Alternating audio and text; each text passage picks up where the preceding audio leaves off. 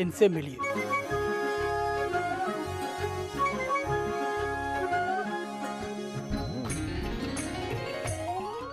इनसे मिलिए कार्यक्रम सुनने वाले सभी श्रोताओं को हमारा नमस्कार। श्रोताओं, जैसा कि आप जानते हैं कि इस कार्यक्रम में हम हमेशा उन लोगों से आपकी मुलाकात कराते हैं जिन्होंने अपने क्षेत्र में कुछ अलग किया। आज एक ऐसी ही शख्सियत हमारे बीच में है। हमारे साथ हैं उदयचंद बारूपाल जी। आप जिला एवं सेशन न्यायाधीश के पद से रिटायर हुए हैं। इसके साथ ही आप रजिस्ट्रार जनरल राजस्थान उच्च न्यायालय के पद पर भी कार्य कर चुके हैं। इसके अलावा राजस्थान राज्य विधिक सेवा प्राधिकरण, राजस्थान उच्च न्यायालय के सदस्य सचिव, औद्योगिक न्यायाधिकरण एवं श्रम न्यायालय में न्यायाधीश के पद पर और उपभोक्ता विवाद प्रतितोष मंच के अध्यक्ष भी रह चुके हैं। इसके अलावा भी बहुत सारे पदों पर आप निरंतर कार्य कर चुके हैं। श्रोताओं, कहते हैं ना कि बहुत सारे लोग ऐसे होते हैं कि रिटायरमेंट के बाद एक विराम अपनी ज़िंदगी में ले आते हैं, लेकिन ऐसी शख्सियतें बहुत कम होती हैं जो रिटायरमेंट के बाद कुछ ऐसा काम करती हैं जो लोगों के लिए एक मिसाल बन जाती हैं, उनके लिए एक प्रेरणा स्रोत बन जाती हैं। तो हम जानेंगे कि उदयचंद बारूपाल जी ने ऐसा क्या किया कि वो एक खास शख्सियत बन गई। तो सबसे पहले बहुत बहुत स्वागत है आपका हमारे इस कार्यक्रम में। नमस्कार।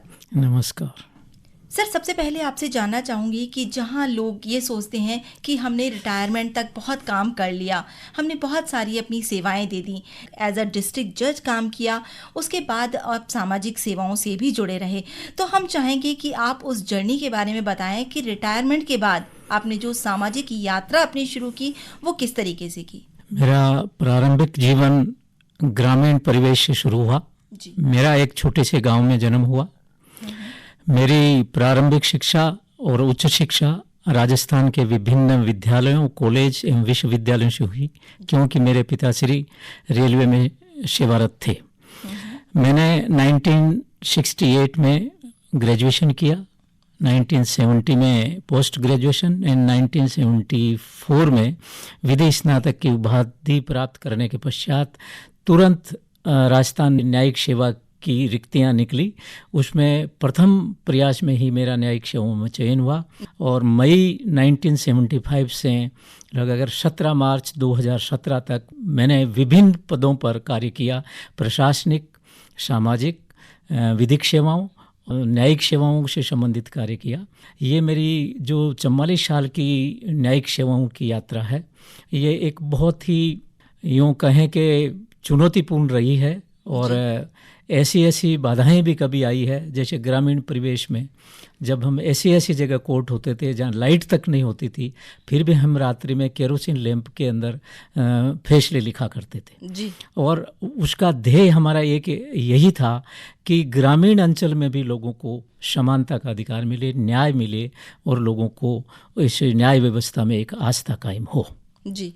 जागरूकता की जहां आपने बात की कि सर इस तरीके के माहौल में, इस तरीके की चुनौतियों में आपने काम किया और इतना काम करने के बाद भी आप में लोगों को जागरूक करने की जो एक लगन थी, एक ललक थी, वो आज भी लगातार बरकरार है।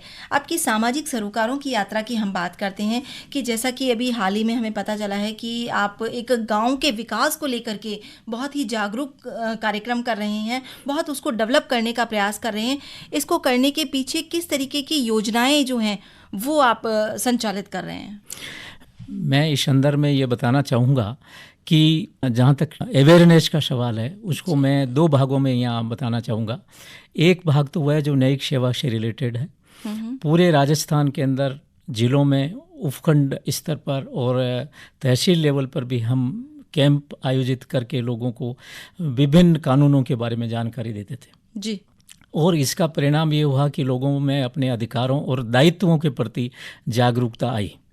और दूसरा, आपने पूछा कि सामाजिक सरोकारों की जर्नी, तो मैं इस संबंध में ये बताना चाहूँगा कि जहाँ तक सेवा भाव का सवाल है वो मेरे परिवार में भी था शुरू से, और मैं स्टूडेंट लाइफ एंड एक अधिकारी के रूप में और एक सेवानिवृत्त पेंशनर के रूप में भी मैंने बहुत सारे कार्य किए हैं। शुरू से ही मेरी लगन रही है कि एक ग्रामीण अंचल के अंदर लोगों में शिक्षा के प्रति जागरूकता है, और मैंने इसमें प्रयास किया ही है।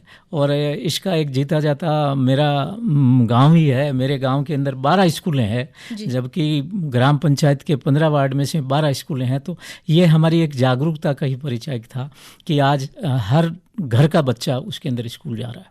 दूसरी बात ये आई कि जहाँ तक न्यायपालिका से रिलेटेड है, तो ज़्यादातर लिटिगेशन अगर आप देखेंगे कोर्टों में, रेवेन्यू कोर्टों में, तो ग्रामीण परिवेश के लोगों के राजस्व से संबंधित इतने विवाद चल रहे हैं कि लोग बेचारे उसके अंदर जूझ रहे हैं। तो मेरा ये रहा कि मैं जहाँ कहीं भी जाता हूँ ग्रामीण परिवेश में, मेरे गांव में और अन्य लोगों के पास में जाता हूँ, जहाँ भी जाता हूँ, तो ग्राम पंचायत में बैठ करके लोगों को राजस्व कानूनों के संबंध में जानकारी देता हूँ, और इससे उनमें एक जागरूकता आई और वो अपने खेत खलिहानों को बचाने का प्रयास करते हैं। जी।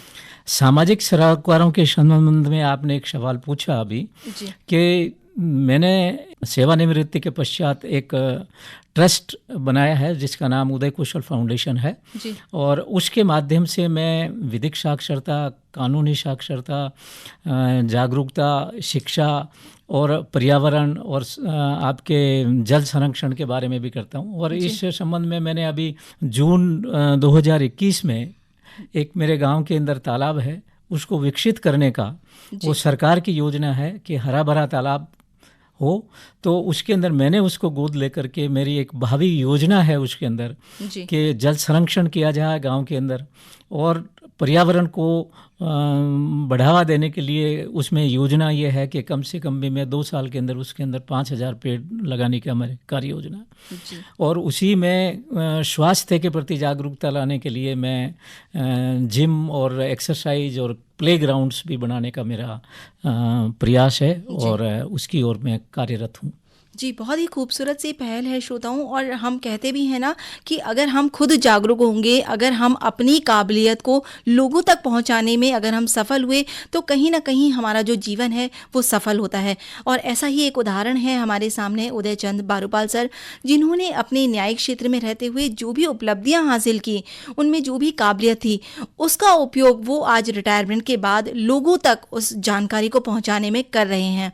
सर, जैसा कि आपने बताया कि पर्यावरण और जल संरक्षण को लेकर के आप गांव में उनकी बेहतरी के, उनके विकास के लिए काम कर रहे हैं, तो हम चाहेंगे कि थोड़ा सा आप विस्तार से उस बारे में बताएं कि किस तरीके की और जो योजनाएं हैं आप उस क्षेत्र में करने वाले हैं।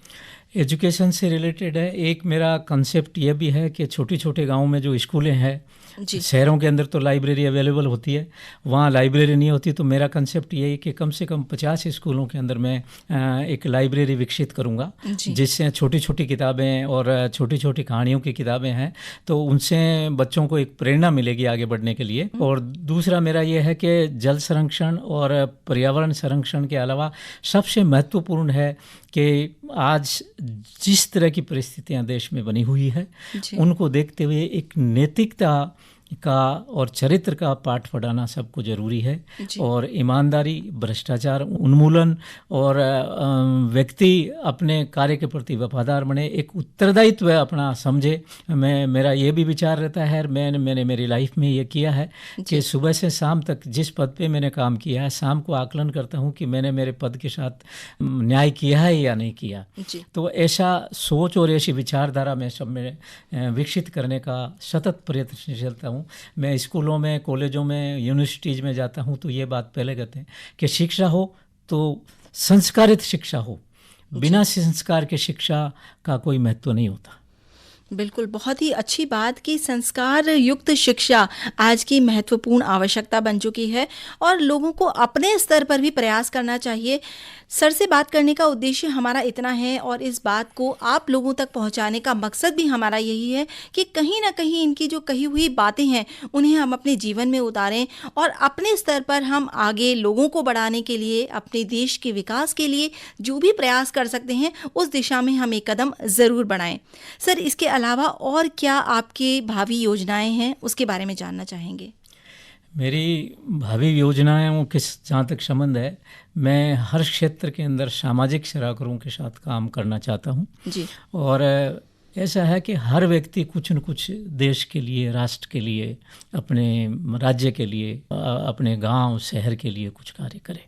जी। जैसे अभी 150वां वर्ष आज़ादी का 75 वर्ष मनाए और महात्मा गांधी की 2 अक्टूबर को 150वीं जयंती मनाई जाएगी। इसके ऊपर अनेक कार्यक्रम मैंने गांव में आयोजित किए हैं और एक जगह तो ऐसा किया है मैंने वहाँ ग्रामीण परिवेश में ही कि 75 वर्ष आज़ादी के हैं तो कम से कम पर्यावरण संरक्षण के 75 पौधे जरूर लगाएं। और मैंने ये भी गाँव में सब जगह ये विकसित कर रखा है, मेरे गाँव में भी कर रखा है कि घर में या गांव में किसी का भी जन्मदिन आए, किसी की शादी की सालगिरह आए, उस दिन एक पेड़ जरूर लगाएं।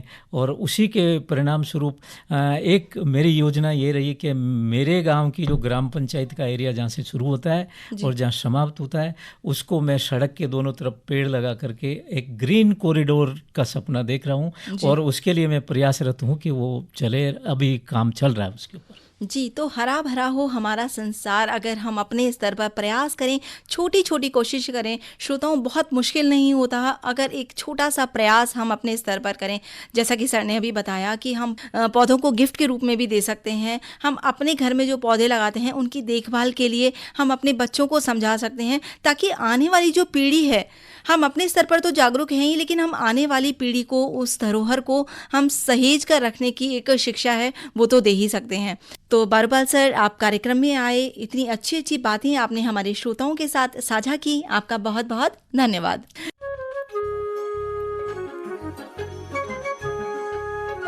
इनसे मिलिए।